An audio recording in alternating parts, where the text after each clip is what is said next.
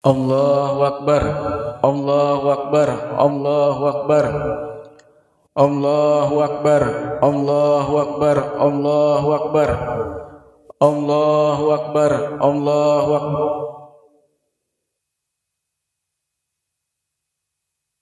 Billahi wa bukratan wa asila.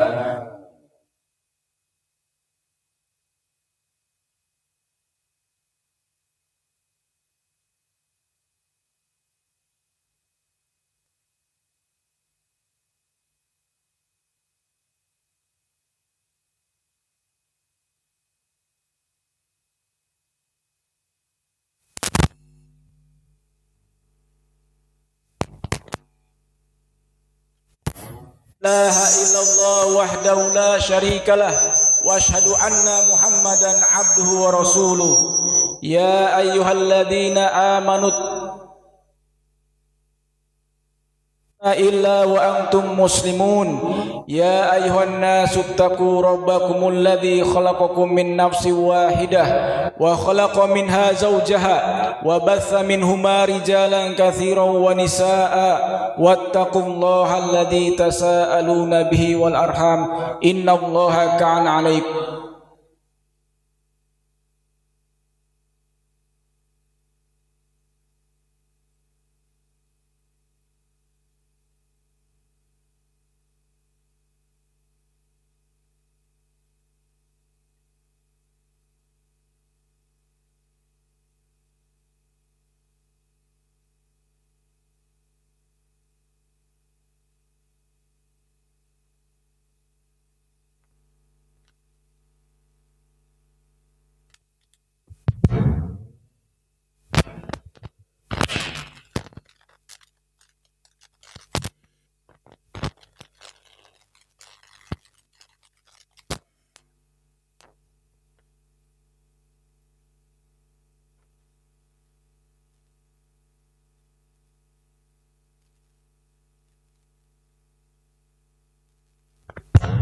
Baik. Ibadallah, hai hamba-hamba Allah, rahimani wa rahimakumullah. Wajib bersyukur pada Allah Ta'ala atas segala nikmatnya. Yang utamanya adalah nikmat berislam dan beriman. Kemudian juga nikmat taufik, petunjuk untuk menyelesaikan ibadah puasa Ramadan, ibadah yang sangat agung. Kenapa? Karena dia merupakan satu di antara 5 pondasi Islam, yang mana jika 5 pondasi ini ditegakkan, maka tegaklah agama seseorang. Tetapi jika 5 pondasi ini ditinggalkan, maka runtuhlah agama seseorang atau menjadi kufur. Ibadallah, hai hamba-hamba Allah, ketahuilah bahwasannya dari semua pondasi itu, termasuk puasa, walau bagaimanapun agungnya, ketahuilah bahwasannya di sana ada satu pondasi, ada satu rukun yang paling utama dan pertama. Apakah itu? Itu adalah syahadat la ilaha illallah Muhammadur Rasulullah. Kenapa demikian? Karena dia adalah pondasi bagi agama ini semuanya, dan bahkan dia adalah pondasi bagi 4 rukun lainnya. Syahadat la ilaha illallah maknanya adalah ikhlas. Syahadat Muhammadur Rasulullah adalah maknanya mutabaah. Syahadat la ilaha illallah dia adalah mizan atau timbangan amalan batin. Adapun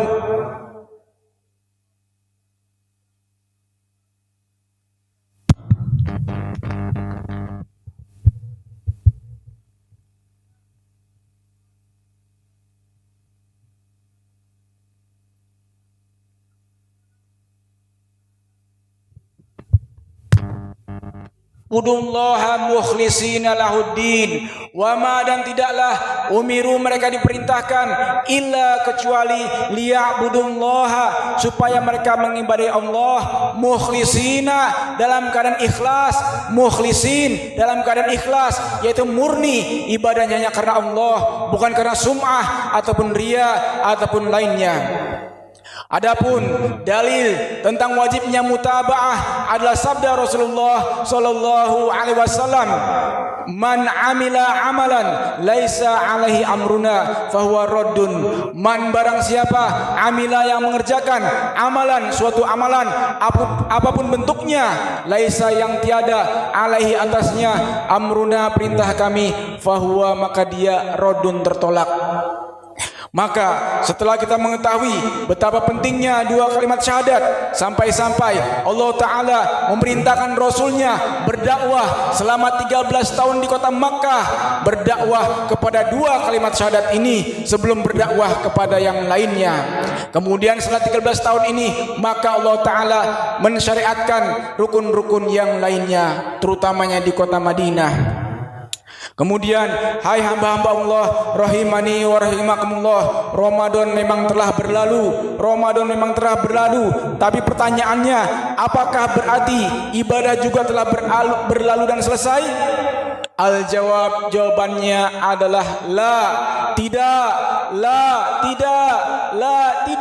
Mengapa? Karena sesungguhnya ibadah adalah kewajiban yang terus ada melekat pada seorang hamba selama dia masih hidup. Qala Allah Ta'ala, wa'bud rabbaka hatta ya'tiyakal yaqin. Wa'bud rabbaka hatta ya'tiyakal yaqin. Wa'bud, dan ibadahilah rabbaka, Rabb engkau, hatta sampai ya'tiyaka datang kepadamu al yaqin, keyakinan, yaitu al maut.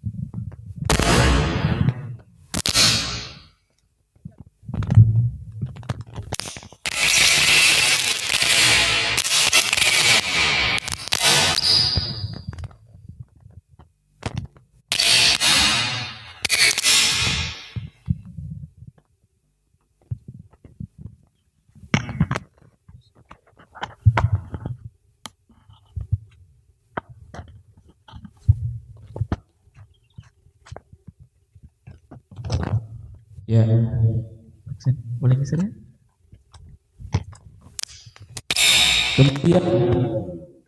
Kemudian setelah kita mengetahui bahwasanya Allah Azza wa Jalla yang telah menciptakan jin dan manusia sebagai hambanya, maka hambanya senantiasa beribadah kepada Allah sepanjang tahunnya. Dan di antara ibadah yang dicontohkan oleh Nabi Muhammad sallallahu alaihi wasallam yang wajib kita teladani setelah berakhirnya Ramadan, di antaranya adalah 4 ibadah utama. Kami di antara teladan Nabi dalam ibadah setelah Ramadan adalah ada 4. Yang pertama adalah bertakbir, yang kedua berzakat, 3 adalah, dan yang keempat adalah puasa 6 hari di bulan Syawal. Adapun perinciannya adalah, yang pertama, ibadah yang disyariatkan setelah berakhirnya Ramadan adalah takbir. Hal ini karena Allah Ta'ala berfirman di dalam Al-Quran, walitukmilul iddata walitukabbirullaha ala ma hadakum la'allakum tashkurun. Walitukmilul iddata, dan hendaklah kalian sempurnakan bilangan tersebut, yaitu bilangan puasa Ramadan. Walitukabbirullah, dan hendaklah setelah puasa itu kalian bertakbir, kalian membesarkan Allah ala ma hadakum, sesuai dengan apa yang Allah hidayahkan pada kalian. la'allakum wa la'allakum tashkurun. Semoga kalian bersyukur kepada Allah.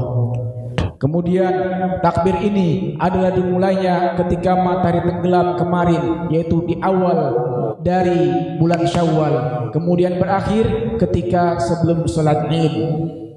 Kemudian yang kedua, ibadah yang disyariatkan, yang dicontohkan oleh Rasulullah Sallallahu Alaihi Wasallam ketika selesai Ramadan adalah zakatul fitr, atau disebut juga dengan sedekah fitr. Zakatul fitr atau sedekah fitr ini adalah disyariatkan. Di antara dalilnya adalah disebutkan oleh Allah Ta'ala dalam Al-Quran, qad aflaha man tazakka, qad sungguh aflaha telah beruntung, man tazakka orang yang berzakat, yaitu zakatul fitr. Dan zakat fitr ini adalah memiliki banyak faidah atau manfaat. Di antara faidahnya disebutkan oleh Ibnu Abbas radhiyallahu anhu, bahwasanya Ibnu Abbas berkata, tuhmatun lil masakin, tuhmatun sebagai pemberi makan, lil masakin bagi orang-orang miskin. Dan juga di antara faedah zakat adalah tuhratun lisoimin, tuhratun sebagai pensuci lisoimin bagi orang-orang puasa. Pensuci dari apa? Dari perbuatan lagwu, yaitu perbuatan yang tidak berguna, ataupun al-ithmu, perbuatan dosa yang sangat mungkin dikerjakan oleh seorang ketika sedang puasa. Maka sekali lagi, zakat fitr adalah sangat penting karena dia adalah tuhmatun lil masakin, memberi makan bagi orang-orang miskin, dan juga dia adalah tuhratun lis-shaimin, sebagai pensuci bagi orang-orang yang puasa. Kemudian bagaimanakah mengeluarkan zakat ini? Sesungguhnya zakat adalah dikeluarkan berupa makanan pokok. Hal ini sebagaimana sabda Rasulullah Sallallahu Alaihi Wasallam. Beliau mengatakan tentang zakat fitr, yaitu so'un minal bur, satu gantang nabi, kurang lebih 3 kilogram berupa bur, yaitu tepung gandum yang halus, au syair atau tepung gandum yang kasar, au tamar ataupun kurma, au ataupun zabib yaitu kismis, atau juga bahan-bahan makanan pokok yang ada pada ahlul balad itu. Kemudian bagaimanakah mengeluarkan atau waktunya? Sesungguhnya waktu pemberian zakat fitr adalah paling afdolnya setelah masuk tanggal 1 Syawal, dan kemudian dia paling afdolnya diberikan sebelum seorang berangkat sholat Id. Kemudian bagaimana dengan sebagian dari saudara kita kaum muslimin yang membayar zakat dengan berupa uang?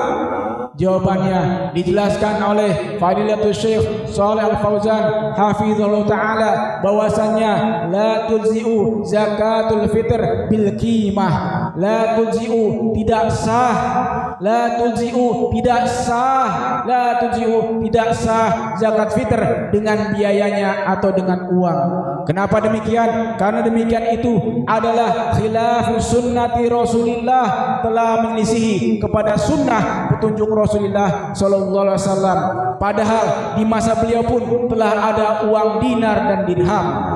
Maka seandainya zakat fitr boleh dengan uang, niscaya Rasulullah Sallallahu Alaihi Wasallam akan menjelaskan kepada para sahabatnya, begitu pula para salafus saleh akan mengamalkannya.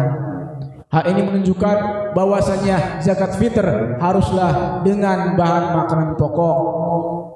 Kemudian setelah itu ibadah yang selanjutnya, yaitu yang dilakukan oleh Rasul setelah Ramadan selesai adalah sholat Id, sebagaimana yang baru kita kerjakan. Kemudian pertanyaannya, apa sebab disyariatkannya sholat Id? Ketahuilah bahwasanya sebab pensyariatan sholat Id adalah sebagai wajibnya syukur kepada Allah Ta'ala. Kenapa wajib bersyukur? Karena seorang telah Allah mudahkan untuk berpuasa Ramadan dan juga beribadah padanya. Maka sebagai bentuk syukur, seseorang itu harus bersyukur kepada Allah dengan mengerjakan salat Id, yaitu Idul Fitri. Sebagaimana juga seorang dia harus mengerjakan salat Idul Adha. Kenapa? Syukron lillah, sebagai juga kepada Allah. Perbedaannya adalah apabila salat Idul Fitri Anda bersyukur karena telah selesai puasa, adapun salat Idul Adha Anda bersyukur karena telah selesai mengerjakan ibadah haji. Dalil dari hal ini juga sama seperti dalil pada zakat, yaitu firman Allah Ta'ala, qad aflaha man tazakka, sungguh telah beruntung orang yang telah berzakat, wa dzakara isma rabbih, dan dia mengingat nama Rabbnya, fasalla, maka dia bersolat, yaitu Idul Fitri dan Idul Adha. Sampai-sampai karena pentingnya solat Id ini, sampai-sampai Rasulullah SAW mengatakan, liyakhrujna, hendaklah mereka para wanita keluar, hendaklah mereka para wanita keluar tafilat, tapi tanpa memakai parfum ataupun memakai perhiasan ataupun menampakkan aurat, wa ya'tazilna, dan hendaklah mereka menjauhi ar-rijal, para pria, wa ya'tazilna al-huyud, dan hendaknya pula mereka wanita yang haid menjauhi tempat solat atau musolanya, yaitu berada di belakang dari para akhwat atau ummahat yang mereka sedang suci. Kemudian ibadah yang keempat yang dicontohkan oleh Rasulullah SAW ketika Ramadan berakhir adalah saum, puasa 6 hari dari bulan Syawal. Hal ini adalah sebagaimana sabda Rasulullah sallallahu alaihi wasallam, man shoma ramadhana, siapa yang puasa Ramadan, fa'atba'ahu, kemudian dia memperikutkan sitan min Syawal, dengan 6 hari dari bulan Syawal, kasyamid dahri, seakan-akan puasa dahr, setahun penuh. Hadis riwayat Imam Muslim. Mengapa demikian? Karena sesungguhnya al-hasanah bi asyri amsalihha, suatu kebaikan adalah dengan lipat ganda 10 kali. Maka kita perhatikan, puasa Ramadan dia adalah kurang lebih 30 hari dikali 10, berapa hari? Dia adalah 300 hari atau sama dengan 10 bulan. Dan juga kemudian puasa Syawal 6 hari, dia dikalikan 10, dia adalah 60 hari, dan ini sama dengan kurang lebih 2 bulan. 10 bulan ditambah 2 bulan jadilah 12 bulan yang merupakan 1 tahun penuh. Maka kami mengajak kepada ikhwan dan akhwat rahimani wa rahimakumullah untuk berpuasa di bulan Syawal. Terlebih lagi bagi kita yang ketika Ramadan kemarin banyak melakukan dosa-dosa dan kesalahan, sehingga berpuasalah bulan Syawal sebagai penambal bagi kekurangan dari puasa Ramadan. Adapun cara pelaksanaannya, hai ikhwan dan akhwat rahimani wa rahimakumullah, sesungguhnya Rasulullah SAW mengatakan sitan min Syawal, 6 hari di bulan Syawal, yaitu mengatakan secara umum. Maknanya adalah boleh secara berturut-turut atau boleh juga secara terpisah-pisah. Kemudian setelah itu ada nasihat khusus bagi para wanita, sebagaimana Rasulullah sallallahu alaihi wasallam pun memberikan nasihat khusus kepada para wanita, yang mana disebutkan dalam riwayat bahwasanya beliau sallallahu alaihi wasallam apabila selesai menyampaikan khutbah Id kepada para pria, maka beliau pergi ke tempat para wanita. Ini menunjukkan bahwa jarak yang ada cukup jauh antara tempat pria dan wanita, dan itulah yang seharusnya, karena dilarangnya pria dan wanita berikhtilat. Maka setelah itu beliau sallallahu alaihi wasallam pergi ke tempat sholat para wanita. Kemudian beliau memberikan nasihat terkait dengan para wanita. Maka kami pun akan memberi nasihat terkait dengan para wanita. Ketahuilah hai para wanita, hai para ummahat, hai para akhwat, sesungguhnya Rasul kita Muhammad sallallahu alaihi wasallam beliau pernah bersabda bahwasanya aku telah melihat ahlan nar, penduduk neraka. Maka aku dapati paling banyaknya adalah para wanita. Kemudian para sahabat bertanya, ayakfurna billah, apakah karena mereka kufur kepada Allah? Rasul katakan tidak. Yakfurna bil ashir, mereka kufur, mengingkari terhadap nikmat dari suaminya. Yaitu manakala seorang suami telah berbuat kebaikan sepanjang masanya, kemudian ada satu peristiwa yang tidak disukainya oleh wanita itu, maka dia mengatakan, aku tidak melihat engkau telah berbuat kebaikan sekalipun. Maka ini adalah bentuk kekafiran, yaitu kufur nikmat dari suami yang telah memberikan nafkah kepadanya sehari-harinya. Maka ketahuilah hai para wanita, sesungguhnya kalian adalah makhluk yang paling banyak menghuni neraka, dan yang tersebabnya adalah kufrul ashir, mengingkari kepada nikmat yang diberikan oleh suami. Oleh karena itu, hendaklah kalian ridho kepada pemberian suami. Apabila dia itu banyak, maka bersyukurlah pada Allah. Apabila dia itu sedikit, qadarullah, ucapkanlah qadarullah, karena sesungguhnya Allah Ta'ala sajalah yang melapangkan dan yang menyempitkan rizki.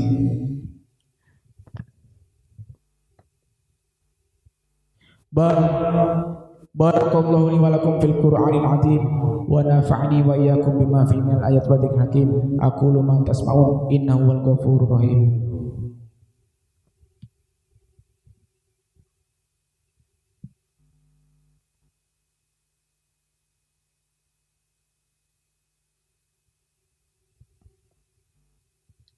Allahu Akbar, Allahu Akbar, Allahu Akbar, la ilaha illallah, Allahu Akbar, Allahu Akbar, walillahil hamd. Alhamdulillahi rabbil alamin, wassalatu wassalamu ala nabiyyina Muhammad wa ala alihi wa sahbihi ajmain. Amma ba'd, fattaqullaha haqqa tuqatih wa la tamutunna illa wa antum muslimun. Pada khutbah awal kami telah sampaikan bahwasanya ada 4 ibadah utama yang dicontohkan oleh Rasulullah SAW setelah berakhirnya Ramadan. Pertama adalah takbir, yang kedua adalah zakat fitr, yang ketiga adalah sholat id, dan yang keempat adalah puasa 6 hari di bulan Syawal. Kemudian pertanyaannya adalah, apakah seorang hamba bisa mengerjakan ibadah-ibadah ini dengan bersandar pada dirinya saja? Jawabannya adalah la, tidak. Ketahuilah sesungguhnya semua ibadah apapun itu bentuknya tidak akan terwujud kecuali dengan pertolongan Allah. Maka dari itu Allah Ta'ala mensyariatkan dalam membaca Fatihah, menjadikannya rukun. Iyyaka na'budu, hanya kepadamulah kami beribadah, wa iyyaka nasta'in, dan hanya kepadamulah kami mohon pertolongan. Ini menunjukkan bahwa ibadah apapun itu tidak akan terwujud kecuali dengan pertolongan Allah. Oleh karena itu, tahukah engkau ya ikhwan, tahukah engkau ya akhwat yang di atas sana, bagaimana caranya agar Allah Ta'ala menolong kita dalam beribadah? Bahwasanya caranya tersebut telah diwasiatkan oleh Rasulullah SAW kepada salah seorang sahabat yang bernama Mu'ad bin Jabal radhiyallahu anhu. Beliau bersabda, ya Mu'ad, hai Mu'ad, la tada'anna, jangan sekali-kali kamu tinggalkan, fi duburi kulli sholatin, pada akhir tiap solat, antakula, kamu katakan, kamu berdoa, Allahumma a'inni ala dzikrika wa syukrika wa husni ibadatik. Allahumma, ya Allah, a'inni, tolonglah aku, ala dzikrika, atas mengingat engkau, wa syukrika, dan bersyukur padamu, wa husni ibadatika, dan baiknya beribadah kepadamu. Oleh karena itu, hai ikhwan dan akhwat rahimani wa rahimakumullah, jangan lupa senantiasa kita menyempatkan untuk membaca doa ini yang merupakan wasiat dari Rasulullah sallallahu alaihi wasallam, sehingga Allah taala menolong kita dalam beribadah kepadanya. Ibadallah ittaqullah, innallaha wa malaikatahu yusholluna 'alan nabi ya ayyuhalladzina amanu shollu 'alaihi wa sallimu taslima. Allahumma a'izzal islam wal muslimin, Allahumma a'izzal islam wal muslimin wa damir a'da'ad-din, Allahumma ij'al hadzal balad aminan mutma'innan wa sa'ira biladil muslimin ya rabbal alamin. Allahumma waffiq wulata umurina fima tuhibbu wa tardah. Allahumma rabbana zalamna anfusana wa illam taghfir lana wa tarhamna lanakunanna minal khasirin. Rabbana atina fid dunya hasanah wa fil akhirati hasanah wa qina adzabannar. Subhana rabbika rabbil izzati amma yasifun wa salamun alal mursalin walhamdulillahi rabbil alamin.